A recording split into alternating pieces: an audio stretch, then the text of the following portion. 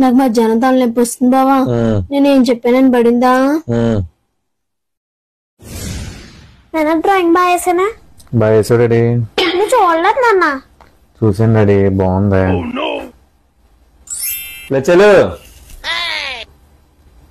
వినబడతలేదా? ఆకలేస్తుంది, అన్నం పెట్టే. అనవే అనలేను బావా, అనలేను బావా. ఇప్పుడు అర్థమైందా? ఎదుటి మనిషి మన బాధలు పట్టించుకోకపోతే ఎంత కోపం వస్తుందో. నేనేం చేశాను ఇప్పుడు? ఏం చేసావా? మధ్యాహ్నం తలనొప్పి వస్తుందని చెప్పానా? అయినా కనీసం ఎలా ఉందని కూడా అడిగావా? చల్ల మునిగిపోయావు. నేనెక్కడ మునిగిపోయినా బాబు? పాపం పిల్లలేమో అంత కష్టపడి డ్రాయింగ్ వేస్తే అట్టేనే చల్ల మునిగిపోయి పట్టించుకోలేదు నువ్వు. ఏదో కాసేపు మైండ్ రిలాక్స్ అవుద్దని చెప్పి చూస్తానే సెల్లో. కాసేపు చూస్తావా? ఎంతసేపు చూస్తానో తెలుసు కదా. చూడొచ్చు, తప్పులేదు.